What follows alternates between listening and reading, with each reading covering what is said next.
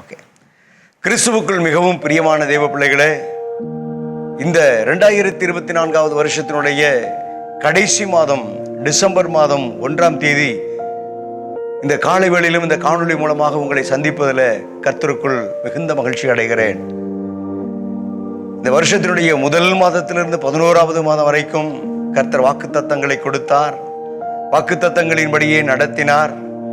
இந்த மாதத்துக்குரிய வாக்குத்தத்தங்களையும் கர்த்தர் உங்களுக்கு கொடுத்து அவர் நடத்துவார். இந்த மாதத்துக்குரிய வாக்குத்தத்தத்தை நாம் தியானிக்கும்படி ஆதியாகமத்தின் புத்தகம் 24வது அதிகாரம் 48வது வேதவசனத்துக்கு நேராக வேதத்தை கவனித்து பாருங்கள். நான் வாசிக்கிறேன். என்னை நேர்வழியாய் நடத்தி வந்த என் எஜமானனாகிய ஆபிரகாமின் தேவனாயிருக்கிற கர்த்தரை ஸ்தோத்தரித்தேன் என்று ஒரு வார்த்தை வசனத்தில் எழுதப்பட்டிருக்கிறது. என்னை நேர்வழியாய் நடத்தி வந்த கர்த்தர், என்னை நேர்வழியாய் நடத்தி வந்த கர்த்தர்.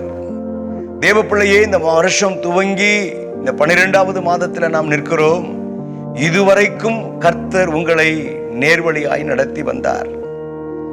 எனவே ஒரு பக்கம் கர்த்தர் நடத்தி வந்த பாதைகளுக்கு நாம் நன்றி சொல்லி கர்த்தரை மகிமைப்படுத்த வேண்டும்.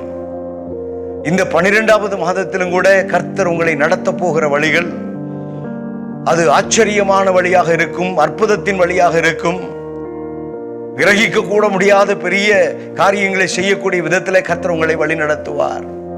ஆபிரகாம் தன்னுடைய ஒரே மகனாகிய ஈசாக்குக்கு பெண் பார்க்கும்படிக்காக தன்னுடைய வீட்டினுடைய இருக்கக்கூடிய எலியேசரை பார்த்து, போய் என் மகனுக்கு பெண் கொண்டு வா என்று சொல்லி அனுப்புகிறார். அப்பொழுது அந்த எலியேசர் பெண் தேடி கடந்து போகிற நேரத்தில் தான் பல தீர்மானங்களை எடுத்து ஜெபத்தோடு கூட நிற்கிறார். அப்பொழுது அவன் எடுத்த தீர்மானத்தின்படி ஒரு காரியம் நடக்கிறது. எனவே அதை அறிந்தவனாய் உணர்ந்தவனாய் இந்த வார்த்தையை அந்த எலியேசர் என்று சொல்லக்கூடிய மனிதன் சொல்லுகிறார். கர்த்தரை ஸ்தோத்தரிக்கிறார். என்னை நேர்வழியாய் நடத்தி வந்த கர்த்தர். தேவப்பிள்ளையே, இதுவரைக்கும் உங்களை நேர்வழியாய் கர்த்தர் நடத்தி வந்தார். இந்த டிசம்பர் மாதத்திலும் உங்களை கர்த்தர் நேர் வழியாய் கர்த்தர் உங்களை நடத்துவார். இனி வரக்கூடிய காலங்களிலும் கூட கர்த்தர் உங்களை நேர்வழியிலே நடத்துவார். சரியான பாதையிலே நடத்துவார். செம்மையான பாதையிலே நடத்துவார். சமாதானத்தின் பாதையிலே நடத்துவார். சந்தோஷத்தின் பாதையிலே நடத்துவார். ஆச்சரியமான அற்புதமான காரியங்களை கர்த்தர் உங்கள் வாழ்க்கையிலே செய்து உங்களை கர்த்தர் வழி நடத்துவார். சங்கீதங்களின் புத்தகம் 37ஆம் சங்கீதம் 5வது வேதவசனத்தை வாசித்து பார்த்தால் அந்த வேதவசனத்தில் ஒரு வார்த்தை சங்கீதாக்கியன் எழுதுகிறார். உன் வழியை கர்த்தருக்கு ஒப்புவித்து அவர் மேல் நீ நம்பிக்கையாயிரு, அவரே காரியத்தை வாய்க்க பண்ணுவார். இந்த பூமியில நாம் பார்க்கும்போது தேவப்பிள்ளையே, குறுக்கு வழி இருக்கிறது, சறுக்கலான வழி இருக்கிறது, தவறான வழி இருக்கிறது, அதே நேரத்தில் விசாலமான வழியும் இருக்கிறது, இடுக்கமான வழியும் இருக்கிறது. இந்த மாதத்திற்கு கர்த்தர் உங்களுக்கு கொடுத்திருக்கிற வார்த்தையின்படி நேரான வழியும் இருக்கிறது. இந்த வசனத்தை வாசித்து பார்க்கும்போது உங்களுடைய வழியை கர்த்தருக்கு ஒப்புவித்து அவர் மேல் நீங்கள் நம்பிக்கையாய் இருந்தால், தேவ பிள்ளைகளே, சரியான பாதையில் உங்களை நடத்துகிறவர், நேரான வழியிலே உங்களை நடத்துகிறவர், நேர் வழியாய் உங்களை நடத்துகிறவர் உங்களை தொடர்ந்து நடத்தி உங்கள் காரியங்கள் எல்லாவற்றையும் கர்த்தர் வாய்க்க பண்ணுவார். கர்த்தர் உங்களை ஆசீர்வதித்து நடத்துவார். வேதத்தில் பார்க்கும்போது ரூத்தின் புத்தகத்துக்கு நேராக வேதத்தை நீங்கள் திருப்பிக் கொள்வீர்களே ஆனால், அந்த ரூத்தின் புத்தகத்தில் 1வது அதிகாரத்தில் பார்க்கும்போது பெத்லகேம் என்று சொல்லக்கூடிய ஊரிலே பஞ்சம். நகோமி என்று சொல்லக்கூடிய பெண்மணி தன் கணவனாகிய எலிமெலேக்கு தன்னுடைய 2 பிள்ளை ஆண் மக்களோடு கூட பஞ்சம் பிழைப்பதற்காக பெத்லகேமை விட்டு மோவாபுக்கு போகிறார்கள். அங்கே போன போது தன் கணவன் இறந்து போகிறார். தன்னுடைய 2 பிள்ளைகளுக்கு அங்கேயே பெண் பார்த்து திருமணம் செய்து வைக்கிறார்கள். அதற்கு பிற்பாடு 10 வருஷத்துக்கு பிற்பாடு அந்த 2 ஆண் மக்களும் இறந்து போகிறார்கள். இப்பொழுது அந்த நகோமி தனித்தவளாய் இருக்கிறாள். 2 கைம்பெண்கள் மருமக்கள் மேல் இருக்கிறார்கள். ஒரு கேள்விப்படுகிறாள் ஒரு காரியம். பெத்லகேமில் கர்த்தர் அந்த தேசத்தில் இருந்த பஞ்சத்தை மாற்றி ஆசீர்வாதத்தை கொடுத்திருக்கிறார், ஆகாரத்தை அருளி இருக்கிறார் என்று சொல்லி கேள்விப்பட்ட போது தன்னுடைய சொந்த தேசத்துக்கு போக வேண்டும் என்று சொல்லி அவர்கள் வழி நடந்து வருகிறார்கள். 7வது வசனத்தை வாசித்து பார்த்தால், அவர்கள் வழி நடந்து கொண்டு வருகிற நேரம் இந்த பெண்மணி நகோமி சொல்கிறார் தன் 2 மருமகளை பார்த்து, நீங்க திரும்ப உங்க சொந்த தேசத்துக்கு திரும்பி போயிருங்க, என்னோடு கூட வர வேண்டாம் என்று சொல்லி சொன்னபோது ஒரு மருமகள் திரும்பி தன்னுடைய சொந்த தேசத்துக்கு போய்விட்டாள்.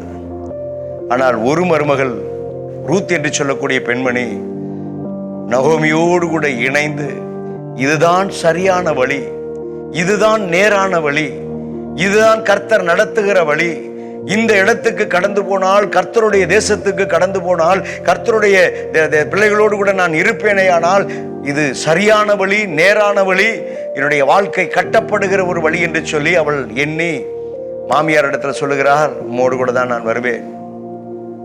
சொன்ன பிற்பாடு 2 பேரும் அங்கிருந்து அப்படியே புறப்பட்டு பெத்லகேமுக்கு போறாங்க.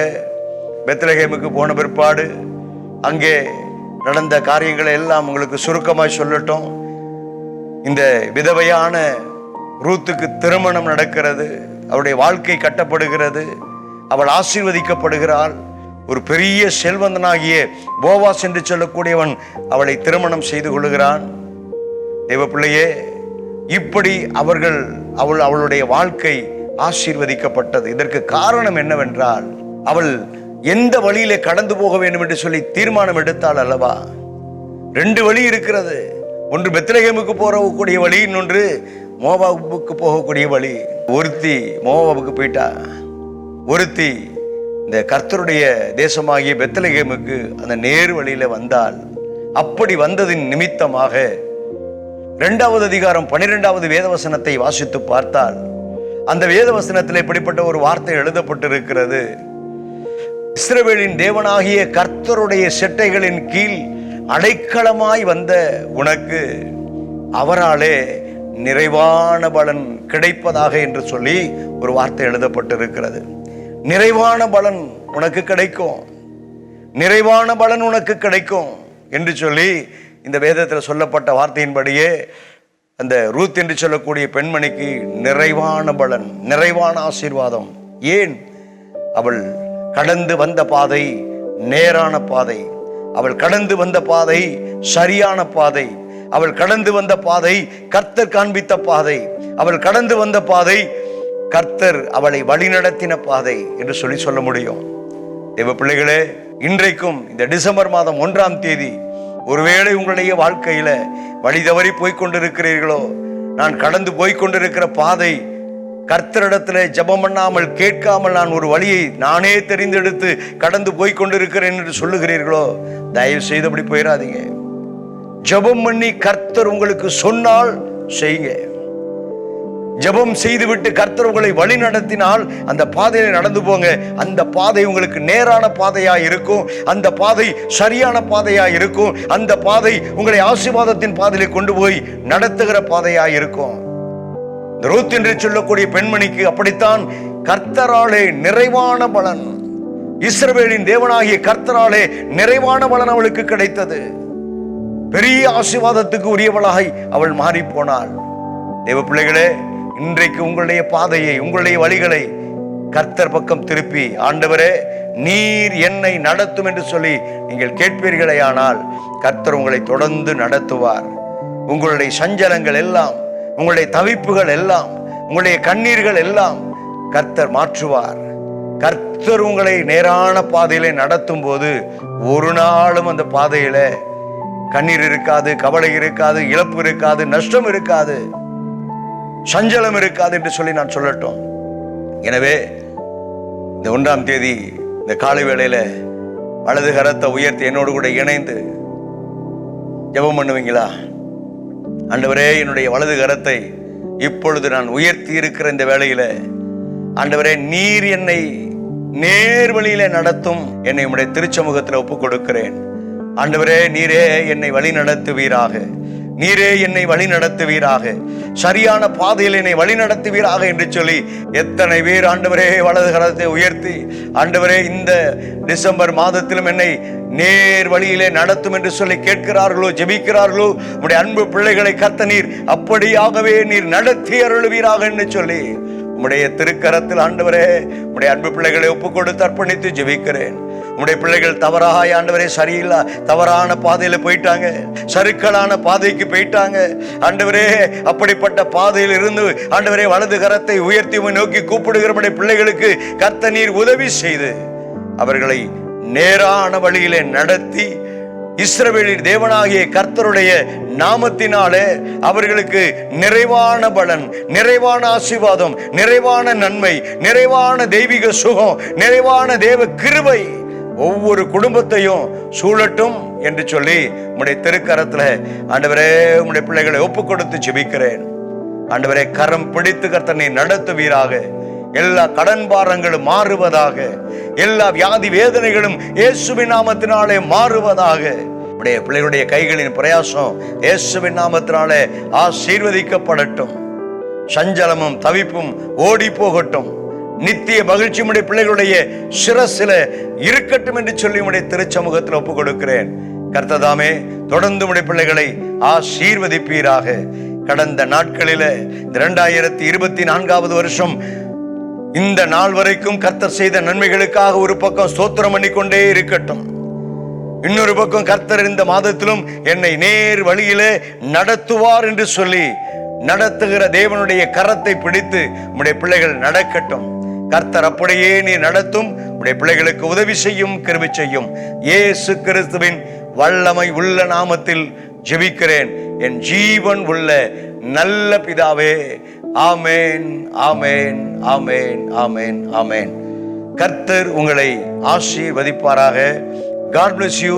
இந்த மாதம் முழுவதும் கர்த்தருடைய கரத்தினாலே நடத்தப்படுகிறதை நீங்க உணர்ந்து கொள்வீங்க. கர்த்தர் உங்களை நேர்வழியில் நடத்துவார், ஆசீர்வாதத்தோடு கூட நடத்துவார், பயம் இல்லாமல் நடத்துவார். தைரியத்தோடு கூட கடந்து போங்க. God bless you. Praise the Lord. Praise the Lord. Praise the Lord.